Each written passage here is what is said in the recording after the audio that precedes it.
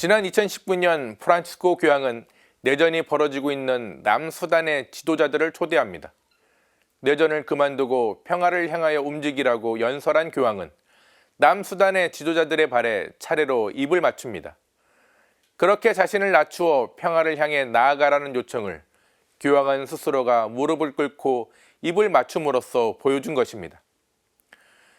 교황의 이런 모습을 천주교 신자라면 한 번쯤은 보았습니다.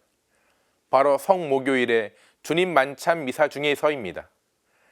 일명 발씻김 예식을 통해 사제는 무릎을 꿇고 신자분의 발을 씻어줍니다. 이는 최후의 만찬 중에 예수님께서 보여주신 모습으로 제자들을 향한 당신의 끝없는 모습과 이를 본 제자들이 따라하라고 예수님께 본을 보여준 것입니다. 다른 종교도 그렇지만 가톨릭에서 무릎을 꿇는 행위는 다양한 의미로 사용됩니다. 무엇보다 무릎을 꿇는다는 것은 회개와 반성의 순간에 사용됩니다. 하느님 앞에서 무릎을 꿇고 인간은 자신의 죄악과 부도덕한 행위를 깨닫습니다.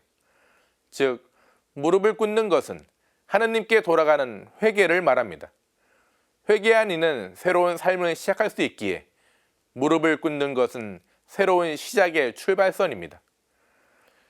윤석열 대통령이 미국 방문 중 워싱턴 포스트와 인터뷰 중 일본이 한국에 저지른 100년 전의 일을 가지고 무조건 안 된다, 무조건 무릎 꿇으라고 하는 것을 저는 받아들일 수 없다고 말했습니다. 그러면서 유럽의 상황을 예로 들었습니다. 유럽에서는 전쟁을 몇 번씩 겪고 그 참혹한 전쟁을 겪고도 미래를 위해서 전쟁 당사국들이 협력하고 있다는 것입니다.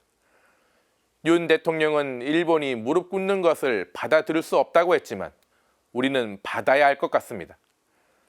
왜냐하면 예로 들은 유럽이 무릎을 꿇어 사죄했기 때문입니다.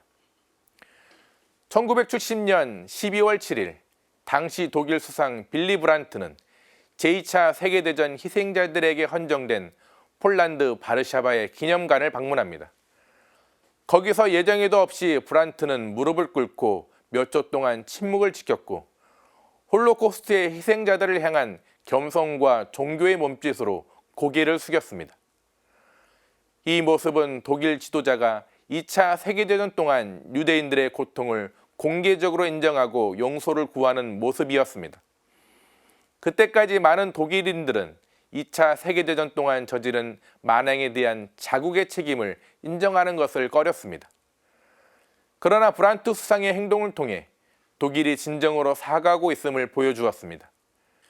이 모습은 독일 지도자들이 과거에 대해 책임을 지고 다른 나라들과 화해 정책을 추구할 수 있는 길을 닦는 데 도움을 주었습니다. 물론 가톨릭 교회는 용서를 말합니다. 7번뿐 아니라 77번이라도 용서하라고 하신 예수님의 말씀을 따르기 위해 부단히 노력합니다. 또한 동시에 죄인의 진정한 참회와 회개도 말합니다. 사죄한 이는 하느님께 다시 돌아갈 수 있다고 말합니다. 진정으로 사죄하는 일을 자비의 마음으로 용서할 때 그것이 평화로 가는 길입니다. 오늘 사제의 눈 제목은 무릎 꿇고 사죄하기입니다. 과거 자신이 저지른 잘못에 대한 진정한 참회와 사죄를 바탕으로 한 일본과 한국의 협력이 이루어지길 바라며 오늘도 평화를 빕니다.